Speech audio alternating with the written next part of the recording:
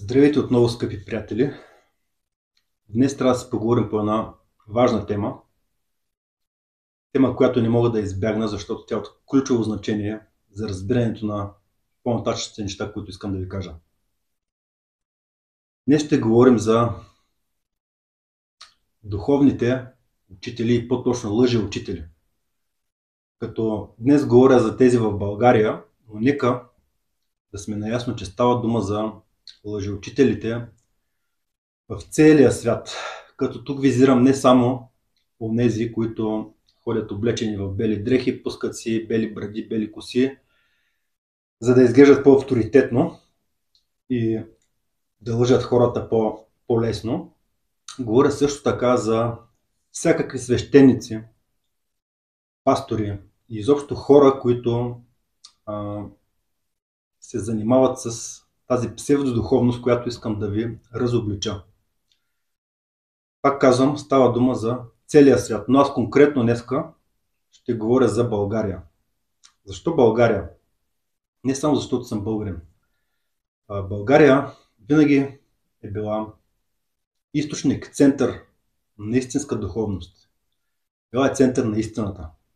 Тук много хора проляха кръвта си, много хора се бориха, за да може истината да види бял свят. През какви неща са преминали, друг път ще ви говоря за тези хора. Проблема е, че днес, в наши дни, може би последния века и по-назад, и доста по-назад, България от център на истината се превръща в точно обратното. Защото действително има едно зло, което действа тук и което най-хитрият ход на това зло е да успее да фалшифицира истината. Как става това, ще ви обяснявам аз. Това е моята работа.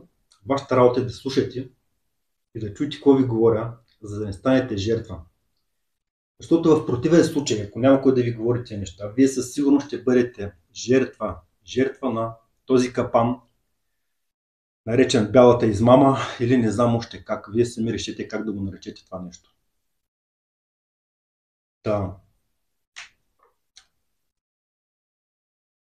Цялата тази схема на измамата ще ви разобличавам в много лекции, в много книги за напред. Става дума за една грандиозна измама и не е толкова лесно с няколко думи да се обяснят нещата. Затова постепенно, лекция по лекция, ще навлизам в тези неща, за да разберете по-добре за какво става дума, какво е това нещо бялата измама. Накратко става дума за фалшива духовност, за фалшифициране на истината. В момента в България има много хора, които се водят духовни учители, духовни водачи, хора, които с нежно гласче ви говорят за мир и любов, така авторитетно се прокашлят, изкарват се едно, че истината е изцяло тяхно достояние. Едва ли не трябва да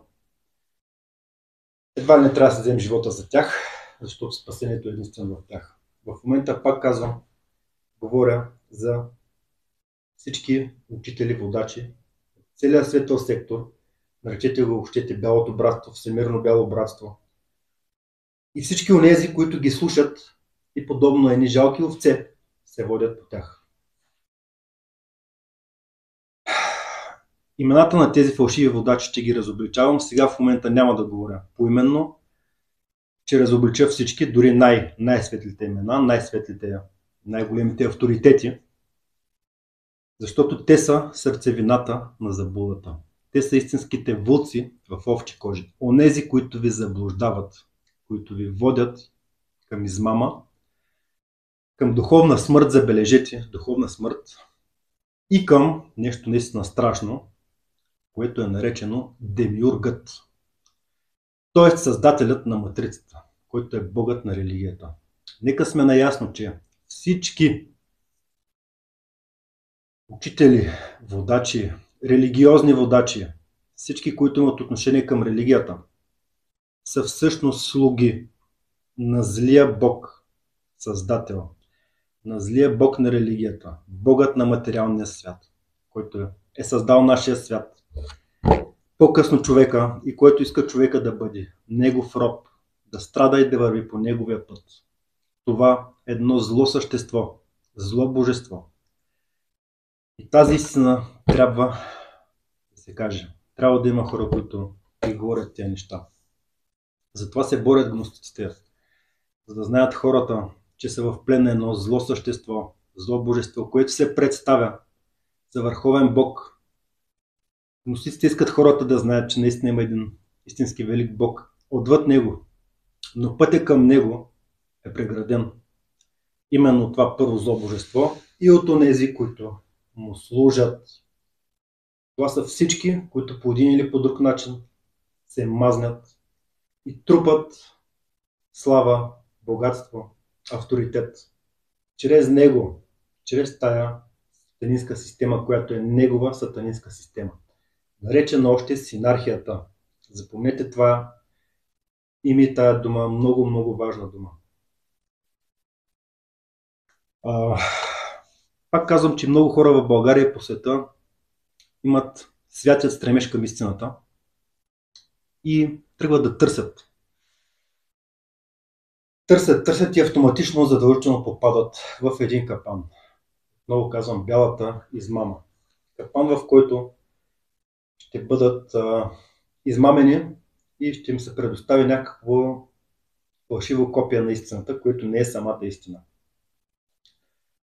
В България има, пак казвам, много такива хора, които лъжат, мамят хората, баламосват с полуистини, с чисти лъжи, с разни глупости, като например разни земни и космични науки и псевдонауки, от сорта на хиромантия, френология, глупостите на Дънов, който направо ще го разнища и неговия жалък слуга, сами се досетете кой.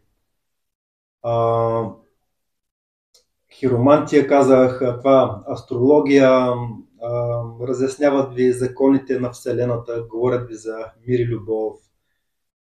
Всъщност тези хора, отново казвам, дойден са слуги на тази сатанинска система, която има за цел да държи човека поробен и да го използва за своите сатанински цели, които най-общо казано са еволюция на творението, или иначе казано матрицата, т.е. сатанинското творение на злия демиург, и подхранване на матрицата и съществата, които я контролират и които са я създали.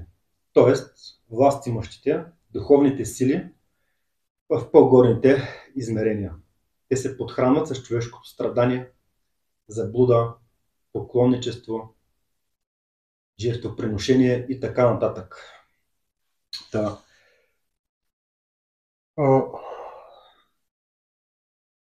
Говорейки тези неща, аз ще си спечеля много врагове, но няма как да говориш истината и да не си спечелиш врагове. Това е абсолютен закон. Аз знам, че за това, което ви казвам, голяма част ще ме намразят, но знайте, че аз го правя за една малка част от вас. За онези, които наистина са достойни и наистина са готови на всичко за истината. Когато наистина сте готови, тогава такива лекции, такива книги, такава информация от мене и хора като мене ще достигне до вас. И вие сами решите какво да правите с нея.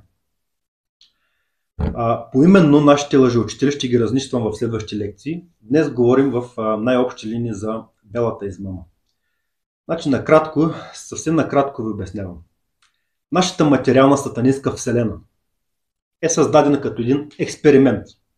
Тя е дуална. Има светъл и тъмен сектор. Тоест, сектор на доброто и на злото. От двете страни имаш водачи. Отново казвам, това е най-елементарна схема на Вселената. От едната страна са светлите учители, там религии, които ти говорят за мир и любов. От другата страна са разни престъпници, изроди, които трябва да играят ролята на някакво зло.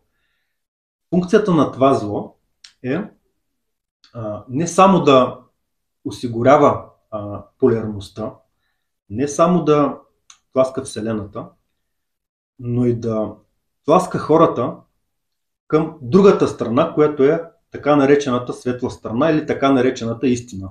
Всъщност обаче това не е истината. Всъщност това е една гигантска заблуда и измама, която цели да ви задържи в рамките на творението за да може вие чрез вашето страдание да подхранвате творението и да изпълните целите, с които е било създадено това, цялата тази гигантска машина.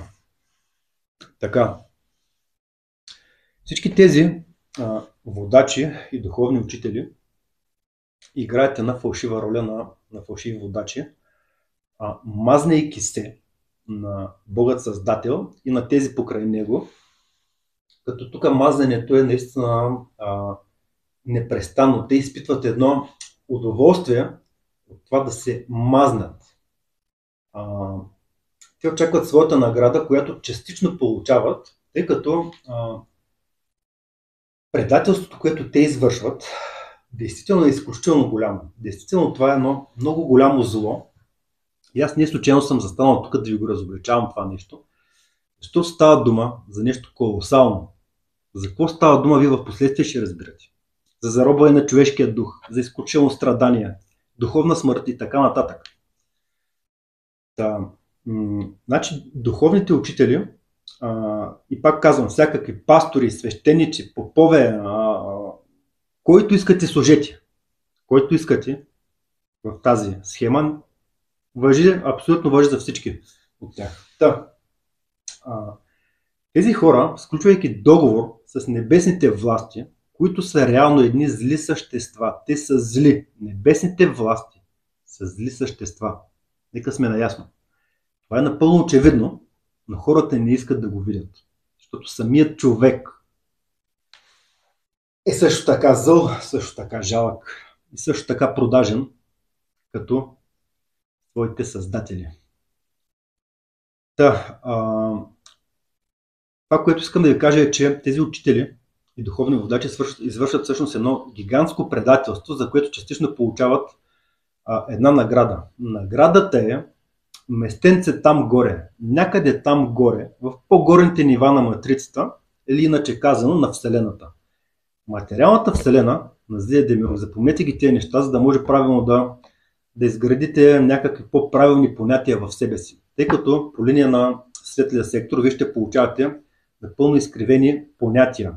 И цялата ви понятие система ще бъде тотално объркана и изкривена. Два вида предателство.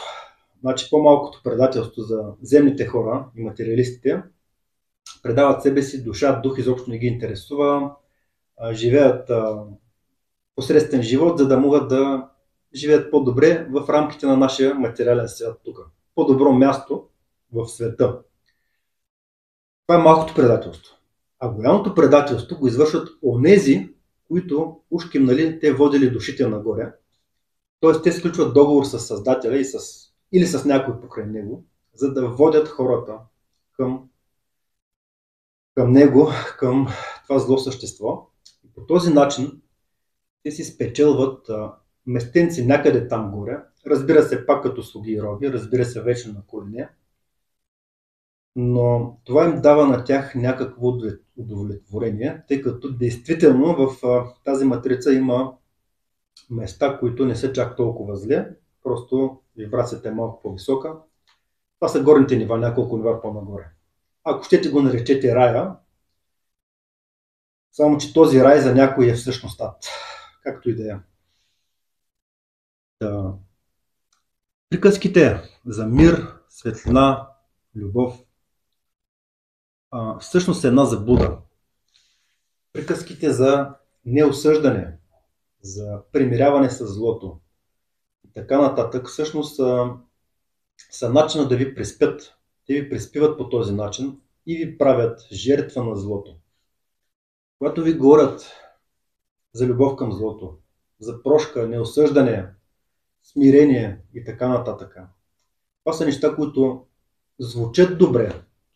Неща, които частично до някъде има нещо вярно в тях, но не са самата истина. Знаете ли защо? Защото когато вие не се противопоставяте на злото, вие ставате негова жертва. Вие бивате завладяни от злото, бивате убити, измъчвани и така нататък. И това е живот след живот. Точно това иска матрицата. Точно това искат тия отгоре, да бъдем тяхна жертва, защото те се хранят с енергията на страданието. Тези неща, как се случват, защо се случват, ще ви ги обяснявам още много занапред. Много казвам, правя го за вас и по-точно за една част от вас, за достойните за истината хора, които наистина се събудят, отвратят се от това, което от тази бяла измама и се опълчат на нея. Само тогава вие ще станете достойни за истината. Истината, скъпи приятели, се намира отвъд творението и е в духа. Търсете я в духа, не в душата. Това, което тези духовни водачи и лъжеучители правят, е да ви вкарат в душата и по-точно в пътя на душата. Това не е истината. Това нещо ще ви отдалечи от вашия дух, от вашия божествен истински аз.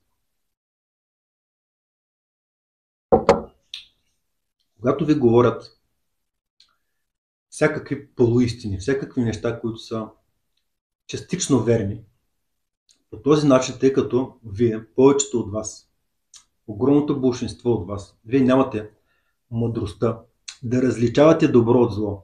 Вие няма как да видите в дълбочина нещата и да видите, че това е всъщност едно зло, което се представя като добро, което ви говори за светлина, но тая светлина е фалшива, това не е истинската светлина. Истинската светлина е съвсем различно нещо. А тая фалшивата бяла светлина на Демиурга е всъщност тъмнина, но хората това не могат да го разберат, защото те гледат, тяхната позиция на възприятие е изцяло объркана и от това състояние на крайна обърканост, от състояние на наземен човек, човек не може да види истината. Затова понякога се намесват отгоре и затова наистина има една велика война, която се води. Но тази война се води за освобождението на човешкия дух от оковите на материалната вселена, материалния свят и на злия Демиург създател, защото той иска вие да бъдете негови роби. Той иска да се храни с вашата енергия на страданието. И още много други неща. Той не ви мисли доброто. Какво ще ви прави той за напред? Вече аз ще ви обяснявам какво зло е той и какво всъщност прави и всъщност иска от хората. Той и всички онези, които му служат. Говоря за Бога на религията, не сме наясно. Реално съществуващо същество. В тази сатанинска система на фалшиво добро и зло имаме, пак казвам, две страни, като и двете страни си имат своите водачи.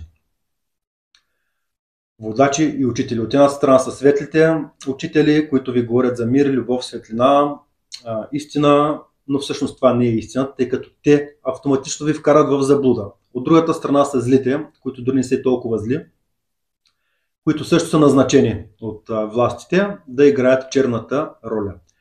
Идеята е да има някакво разнообразие и да има циркулация на души, което да способства за разнообразието и еволюцията на творението. А също така и за подхранването на енергийното подхранване на тия зли паразитни същества. Всички тези същества, пак казвам, и от двете страни, в качеството на водачи и учители, всъщност ви мамят, лъжат и използват. Вие ще бъдете напълно използвани от цялата тази сатанинска система и държани в вечна заблуда. Единственият начин вие да се отървете от това нещо, тъй като тук не става дума, пак казвам, не става дума само за заблуда. Става дума за едно изключително гигантско зло, което няма да мога да ви разкрия в рамките на една лекция. Тук говорим за нещо колосално, нещо грандиозно, за което трябва много да се говори. Светлина на хората трябва да се дава. Истинска светлина, а не фалшива светлина, лъжи и празни обещания. Ако вие наистина искате да знаете истината, ако вие сте наистина готови на всичко за нея, дори да се жертвате, тогава отгоре няма да ви оставят, тогава винаги ще получавате помощ, винаги ще получавате истинска информация, ще бъдете водени, ще бъдете закарани пред правилните хора, правилните книги и така нататък, които наистина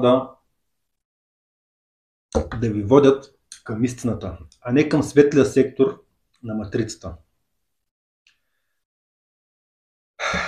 Ако вие обаче се задоволите с коя да е лъжа от светлия сектор, ако искате коя да е религия, християнство да е, абсолютно същата измама. Като пак казвам тук, измама дори не е точната дума. Става дума за много, много голямо зло. Ако вие се задоволите с какво да е, нещо от някакво духовно учение, някоя християнска секта, някой лъжеучител, примерно станете дановисти, който ви говори там за Вселената, за това как трябва да сте смирени и кротки, да търпите и да страдате. Ако вие се задоволите с такава глупост, край с вас. Вие сте обречени, тотално обречени. Не само на страдание и заблуда. Вие сте обречени на духовна смърт. Духовна смърт. Какво значи това нещо? Няма как да ви опиша с думи. Какво е това духовната смърт? Колко страшно нещо е това? Затова ви казвам, слушайте и четете, за да може постепенно тези неща да ви станат ясни.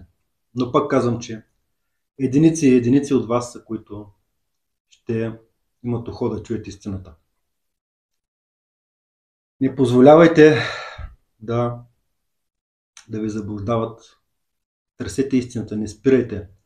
Не се задоволявайте с кой да е от тези нещастници, които пуснали бели бради, бели коси, облечени в бели дрехи, ви говорят за мир и любов. Разобличавайте ги, разпознавайте ги всички тези хора. Отново казвам до един. Хората, които служат на бялото братство, цялото бяло братство, целият светъл сектор е всъщност сектор на бялата измама, на бялата илюзия. Илюзия вътре в матрицата. Истината, скъпи брати и сестри, е с вашия дух да напуснете матрицата, да напуснете материалната вселена, цялата тази вселена, цялото творение и да се завърнете в истината, в Бога, там където е истинския Бог. Той е отвъд. Той не е в тази вселена. Тази вселена е ужасно място. Това е материалната вселена. Вселена създадена от груба материя. Вселена, в която съществата се роби, страдат, биват мамени, измъчвани и така нататък. Вашият дух не е от тази вселена и не е създаден от този Бог. Вашият дух принадлежи на истинския Бог. Само когато направите всичко за истината, всичко за духа, само тогава вие ще станете достойни. Тогава ще получите знанието и мъдростта, как да действате. Тогава ще започнете да виждате измамата в дълбочина. Всички тези нещастници с белите дрехи. Да виждате какви вълци са всъщност. Да виждате какви предатели са всъщност. И да осъзнавате гигантските размери на злото, което вършат. На гигантското предателство, което те извършват. Посегателство против човешкия дух. В противен случай, ако вие, пак казвам, нямате този свят стремеж, тази свята готовност на всичко за истината, вие сте абсолютно обречени. Това е така. И знаете ли какво? Правилно е да бъде така. Защото не сте недостойни, хора. Защото човек, който не е готов на всичко за истината, не е достоен за нея. Ето за това. И затова аз и всички други такива като мене, това, което правим, го правим само за достойните, за тези, които наистина са готови на всичко за истината. Всички останали там някъде по църкви ще се молят, ще палят свещи и ще се молят за избавление същите ония богове, които им изпращат злото. Забележете, значи молим се Бог да ни избави от злото, а това е същия Бог, който ни изпраща злото. И ще се мазнат такива хора и ще следват всякакви такива фалшиви учители и водачи. Духовни водачи, които лъжат, мамят и заблуждават хората, защото те получават своите облаги от това нещо. Те получават своята награда.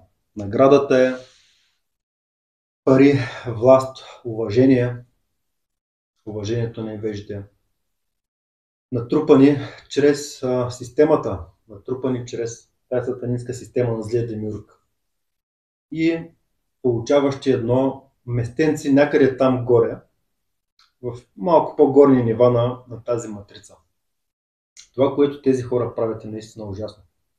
Наистина това са буквално вълци в овчи кожи. Буквално.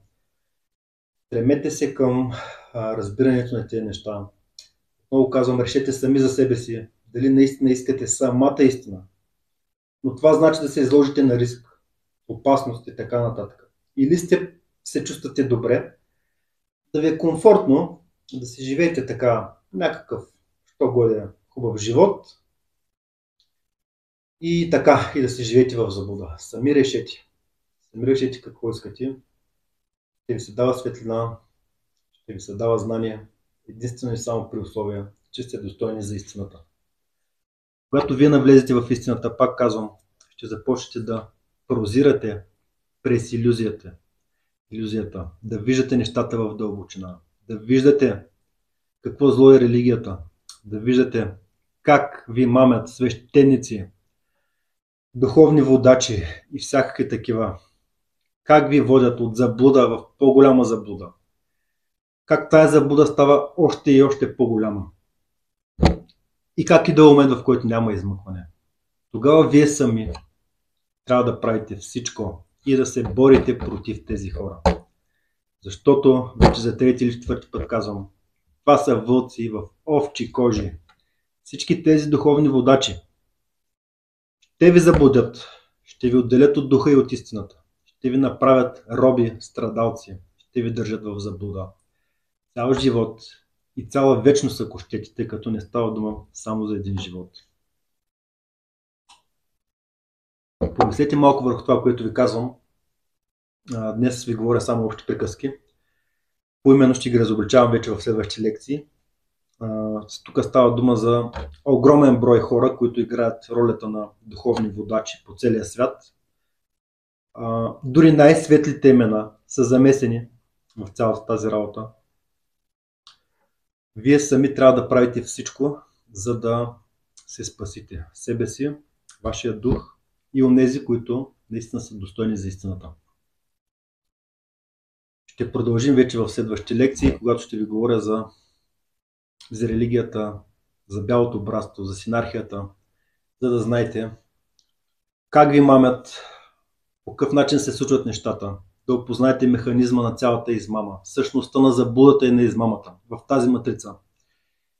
И вече сами да си направите сметката на къде да вървите. И така, не ставайте жертва на злото. Не бъдете жалки овце. Бъдете достойни хора. Чао за сега и до скоро!